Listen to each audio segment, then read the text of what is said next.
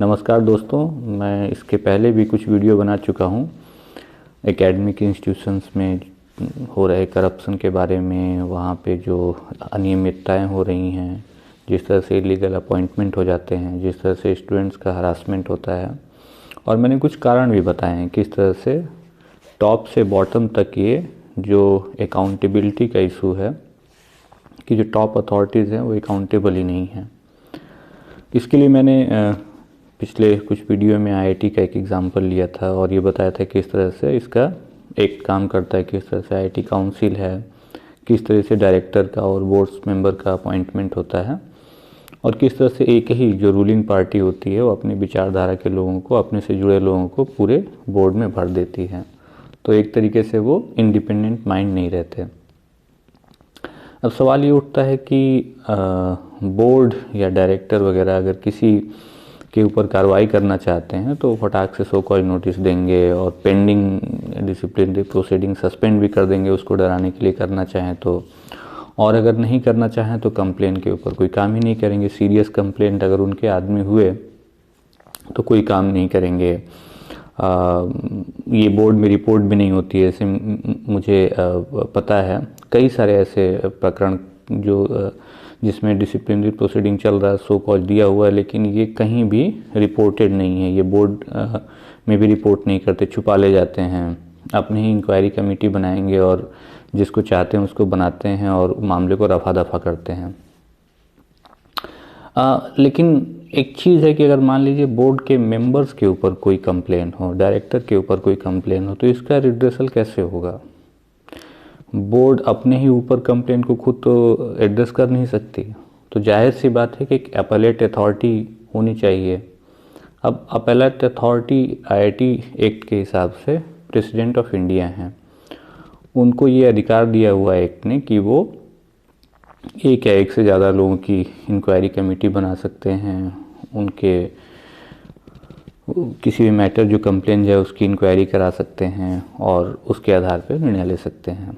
लेकिन होता ये है, मैंने कई कंप्लेन किए हुए प्रेसिडेंट ऑफ इंडिया के यहाँ, कि वो मिनिस्ट्री को, एमएचआरडी मिनिस्ट्री को, वो ministry of human resource and development को, जो पास्ट में नाम होता था, उसको भेज दिया करते थे। अभी उस मिनिस्ट्री को मिनिस्ट्री ऑफ एजुकेशन कहते हैं। तो वहाँ वो फॉरवर्ड हो जाता है। अब अगेन ये भी क्या करेंगे कुछ पता नहीं है। तो इसके संदर्भ में 2009 में आईआईटी काउंसिल ने एक रिजोल्यूशन पास किया।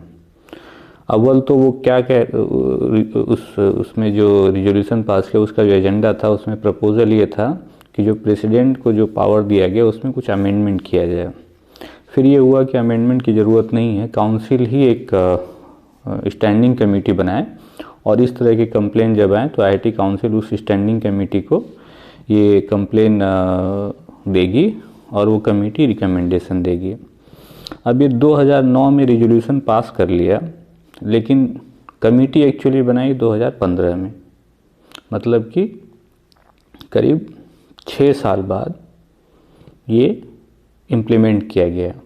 इसमें ध्यान देने वाली ये बात भी है कि आईआईटी एक्ट में लिखा हुआ है कि रिजोल्यूशन को इम्प्लीमेंट कराने का दायित्व आईआईटी काउंसिल के चेयरमैन का है। मतलब कि जो एचआरडी मिनिस्टर हैं, जैसे अभी पोखरिवाल हैं, इसके पहले जावड़ेकर जी थे वगैरह वगैरह, इनकी रिस्पॉन्सिबिलिटी होती है। तो इन लोगों ने ये काम किया नहीं, 5 साल लगाया। यानी अगले जो आईआईटी काउंसिल की मीटिंग होगी 2010 में, 2011 में, इन सब में इसकी कोई चर्चा भी नहीं हुई। 2015 में ये कमेटी बन जाती है। फिर 2018 में किन्हीं कारणों से, तो ये जो कमेटी बनती है इसमें 3 बोर्ड ऑफ गवर्नर्स के चेयरमैन होते हैं। एक अशोक मिश्रा होते हैं, एक पवन गोयनका होते हैं और एक कोई और होते हैं। अब 2018 में जो भी कारण रहे हों, बोर्ड ये चेयरमैन की जगह जो फॉर्मर डायरेक्टर्स हैं 4 आईआईटी के, वो उनका नाम प्रपोज किया जाता है। फिर दिसंबर 2018 में एक और तब्दीली की जाती है, कमेटी को फिर रिकन्स्टिट्यूट की जाती है और 2 लोग, एक आईआईटी कानपुर के भूतपूर्व डायरेक्टर प्रोफेसर संजय ढांडे और एक और आईआईटी के रिटायर्ड प्रोफेसर, इन लोगों की स्टैंडिंग कमेटी बन जाती है। उसी दौरान मैंने एक कंप्लेन दिया हुआ था। मैंने एक कंप्लेन किया था नवंबर 2018 में। उस समय जो एचआरडी मिनिस्ट्री के सेक्रेटरी हुआ करते थे आर सुब्रमण्यम, उनको मैंने भेजा था। पता नहीं किन कारणों से उन्होंने ये मैटर इस स्टैंडिंग कमेटी को दिया। ये मैं इसलिए कह रहा हूँ क्योंकि यहाँ भी कोई क्लियर गाइडलाइन नहीं है। मेरे कई सारे कंप्लेन को सीधे कुछ डिस्पोज किया नहीं किया, लेकिन स्टैंडिंग कमेटी को केवल यही वाला भेजा है। तो ऐसा नहीं कि हर एक को भेजते हैं। कई बार तो इतना रिडिकुलस हुआ है, जैसे कि मुझे कुछ दस्तावेज मिले एक किसी और आईआईटी के डायरेक्टर के खिलाफ कंप्लेन किया मैंने उस दस्तावेजों के आधार पे। उसमें एक फेवरेटिज्म का केस था, एक विशेष कैंडिडेट को जो दस्तावेज पढ़ के समझ में आया कि उन्होंने एम्प्लॉयमेंट दिया है गलत तरीक़ों से। तो ये मैंने ग्रीवांस पोर्टल में जाके कंप्लेन किया था। हुआ ये कि इसका रिड्रेसल कैसे होता है कि ये भेज दिया था डायरेक्टर को कि आप कंप्लेनेंट को डायरेक्टली रिप्लाई कर दें। मतलब जो एक्यूज्ड है, जिसके ऊपर मैंने इंक्वायरी की बात कर रहा हूँ, मैं डॉक्यूमेंट दे रहा हूँ कि डॉक्यूमेंट देखिए और इस डॉक्यूमेंट के आधार पे इंक्वायरी करिए। तो जो एक्यूज्ड है उनसे कह दिया गया कि आप रिप्लाई दे दीजिए। ऑफकोर्स वो कहेगा कि मैंने कोई गलती नहीं की है, और उसकी रिप्लाई के बाद कोई इंडिपेंडेंट माइंड लगा के कि भाई ये एक्विजिशन है, ये इनकी रिप्लाई है, अब आगे क्या हो कुछ नहीं, कंप्लेंट डिस्पोज ऑफ कर दिया गया। तो इस तरीके से जो है ये कोई तरीका ही नहीं हुआ। खैर, तो ये उस स्टैंडिंग कमेटी को कंप्लेन दिया जाता है। कंप्लेन दिया जाता है उनको 9 जनवरी 2019, मतलब कि 2 साल 15 दिन पहले। ये जो कमेटी स्टैंडिंग बनी थी 26 दिसंबर 2018 को, इसका टर्म्स ऑफ रेफरेंस ये कहता है कि इनको 1 महीने के अंदर अपना रिकमेंडेशन देना है। इनको ये भी कहा है कि जो कंप्लेनेंट है उसको सुनना है, जिसके खिलाफ कंप्लेंट है उसको सुनना है, दोनों को हियरिंग देनी है, और इसके बाद इनको अपना रिकमेंडेशन देना है। और अगर इनको इस संबंध में कहीं यात्रा करनी हो गई, कहीं जाना हुआ, तो इन सब का खर्च जो है और ये पूरी जो अरेंजमेंट होगा ये मिनिस्ट्री वहन करेगी। अब 2 साल 15 दिन हो गए, इनको 1 महीने में रिकमेंडेशन देना था। अब मैंने आरटीआई किया और पता ये चला कि 2 साल में इन्होंने मिनिस्ट्री को कोई रिपोर्ट नहीं भेजी है, ना कोई इन्होंने नोटशीट दी है, ना कोई डेली ऑर्डर दिया है। मतलब कि 2 साल में क्या हुआ मिनिस्ट्री को कुछ पता नहीं, और मिनिस्ट्री ने जो आरटीआई के हिसाब से कुछ पता करने की कोशिश भी नहीं की है। ये मैंने पूछा कि भाई अगर लेट हो रहा है तो जिनको आपने काम सौंपा है 1 महीने में रिकमेंडेशन देने का, अगर वो लेट कर रहे हैं तो उनके खिलाफ आपने क्या कार्रवाई की? तो ये कहते हैं कि साहब उनके खिलाफ कार्रवाई करने का कोई प्रावधान नहीं है। अब इस 2 साल में हुआ क्या है? इस 2 साल में बहुत घटनाएं हुई। जो संगीन आपराधिक किस्म के जो इंसिडेंट्स थे जिसके लिए मैंने कंप्लेन की थी, उस पर कोई काम नहीं हुआ। कुछ लोग अपना टेन्योर पूरा करके चले गए जो उसमें प्राइमा फेसाई कल्प्रिट हैं, कुछ लोग रिटायर हो गए, और बहुत सारे लोग जो जिनका इलीगल रिक्रूटमेंट हुआ है उन्होंने अपनी जॉब कंटिन्यू की है। इनके इस डिले से करोड़ों का नुकसान हुआ है राजस्व को, लेकिन इनके खिलाफ तो कोई एक्शन का प्रावधान ही नहीं है। ये 3-4 साल और बैठे रह जाएं, मिनिस्ट्री को भी कोई चिंता नहीं है, किसी को कुछ करना नहीं है। अच्छा, ये दे भी देते मान लीजिए रिकमेंडेशन अपनी, तो उस पर क्या होता, कौन एक्शन लेता, कोई क्लियरिटी नहीं है।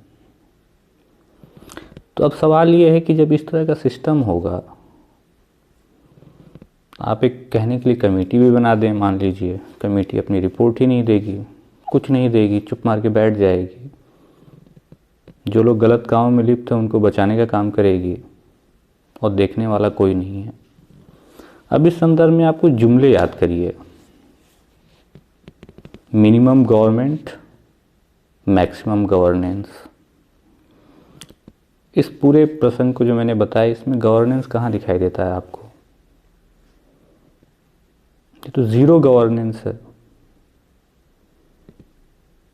इनफैक्ट अगर इसी तरीके से काम होना है, किसी को दिया जाए, वो करेगा नहीं, वो अपराधियों को बचाने का काम करेगा।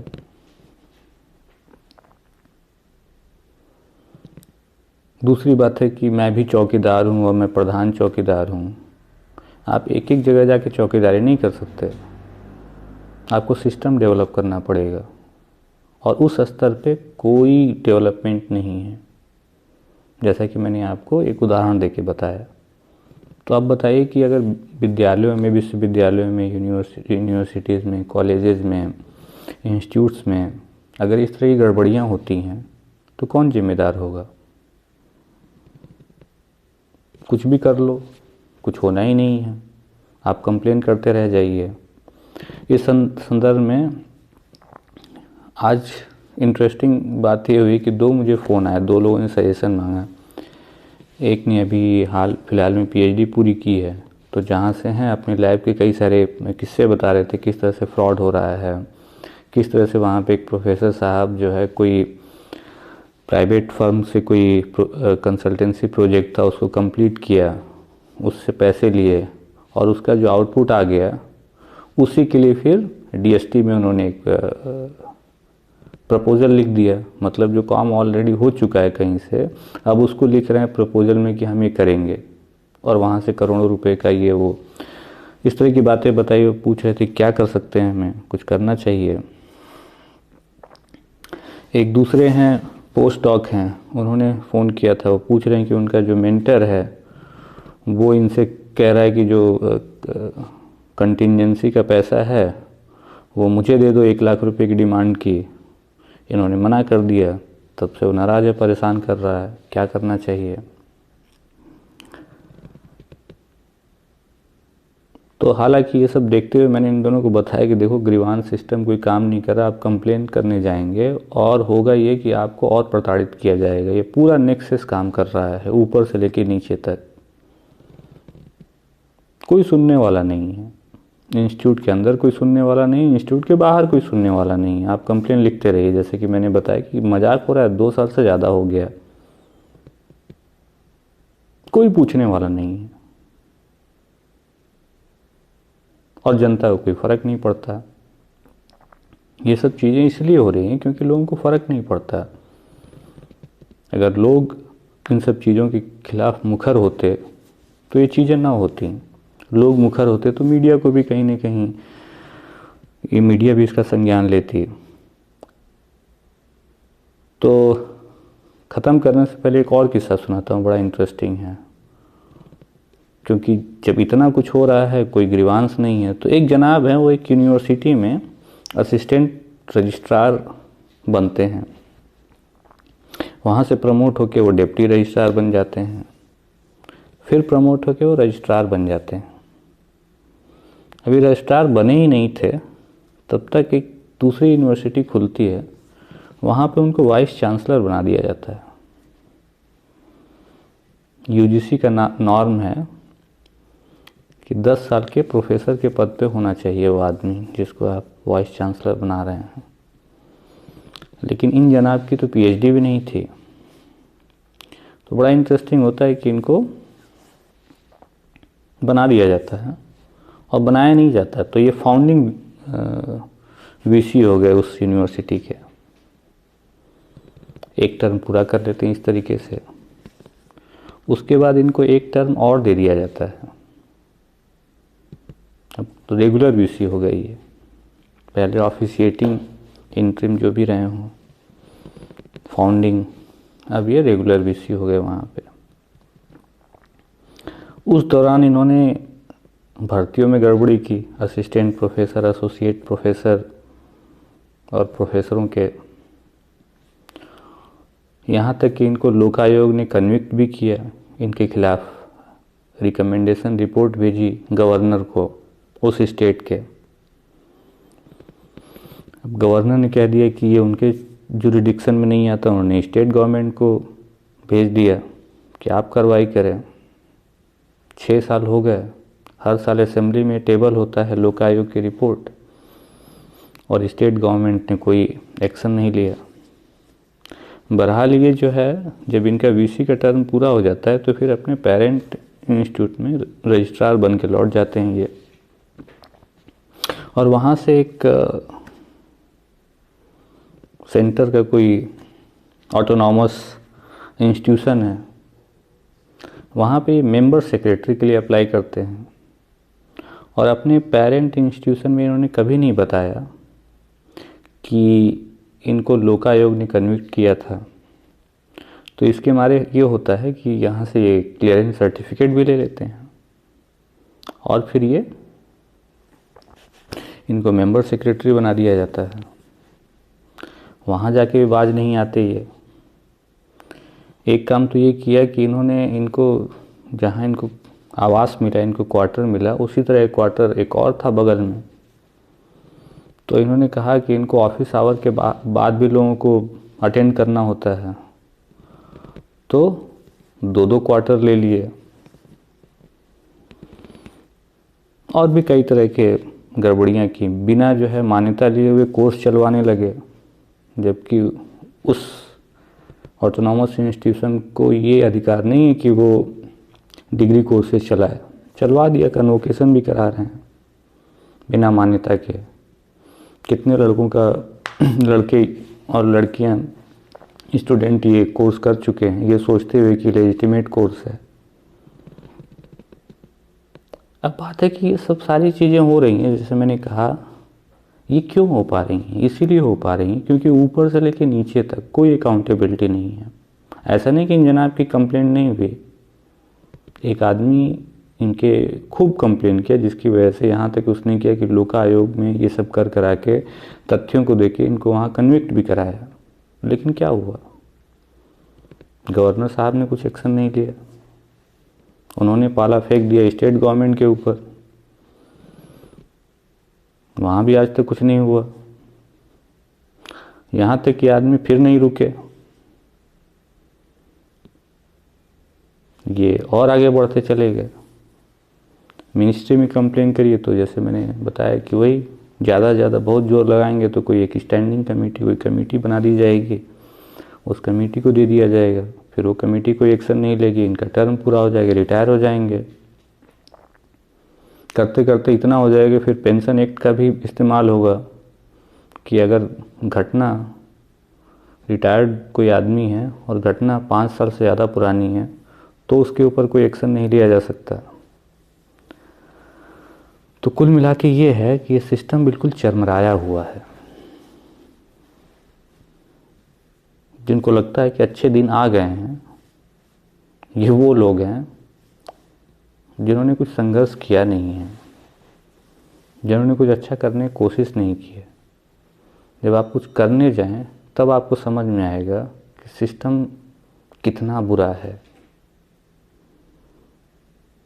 केवल मीडिया में वाहवाही करा देने से कुछ नहीं होता। एक सिंपल सा ग्रीवांस रिड्रेसल नहीं हो पाता आपका, और इनफैक्ट जो कंप्लेनेंट है उसको हर तरीके से विक्टिमाइज किया जाएगा, और सबको पता है, सब देखेंगे। तो this is the time we live इन।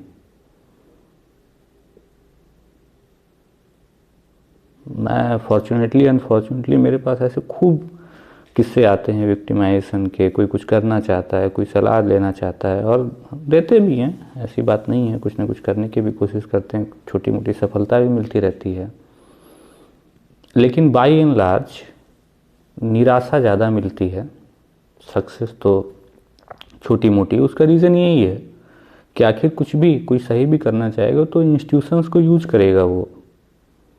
अभी एक पत्रकार को मैंने कुछ कंसल्ट किया था एक समय, उसमें एक किसी डायरेक्टर के कुछ कारनामे की बात बतानी थी। तो उसका पहला क्वेश्चन था कि क्या वो पॉलिटिकली बहुत पावरफुल है। तो इवन पत्रकार डरे हुए हैं, कुछ लिखने में डर लगता है उन्हें तो मीडिया जो चौथा खंबा है, चौथा स्तंभ है, वो भी डरा हुआ, सारे तंत्र कोलैप्स किए हुए हैं। एनीवे, तो ये ही कुछ कारण है कि जब तक सही से ग्रीवांस रिड्रेसल सिस्टम नहीं बनेगा, अकाउंटेबल नहीं होगा, लोग अकाउंटेबल नहीं होंगे, और उसमें कई सारे लोग, जैसे फॉर एग्जांपल ये जो मैंने कहा जो कमेटी जो ये बनी हुई है, ये बनाने का अधिकार दिया गया था एचआरडी मिनिस्टर को। अब एचआरडी मिनिस्टर अगर एक कमेटी रिपोर्ट नहीं दे रही, रिकमेंडेशन नहीं दे रही है, तो क्या उनको नहीं इसमें मॉनिटर करना चाहिए? कोई एक प्रोसेस बनाना चाहिए लगातार, जिसमें पेपर आए, क्या हुआ क्या नहीं हुआ, एक मॉनिटरिंग सिस्टम होना चाहिए। अगर कुछ भी नहीं होगा तो इसी तरह से अनार्की फैलेगी। फिर क्या होगा कि वो लोग सक्सेसफुल होंगे, भले अयोग्य हों, कुछ भी ना हो, डिग्री फर्जी हो, लेकिन उनका पॉलिटिकल कनेक्शन हो। जैसे कि एक ये भी इंटरेस्टिंग बात है, एक प्रोफेसर साहब हैं, एक आईआईटी में ही हैं, उनकी प्रोफाइल तो कोई ख़ास नहीं है, वो यहाँ वहाँ उनके फेसबुक में अपने आप को एक ऑर्गेनाइजेशन का वॉलंटियर बताते हैं। एक समय 2015 में उसी ऑर्गेनाइजेशन के वो महाराष्ट्र के प्रेसिडेंट भी थे।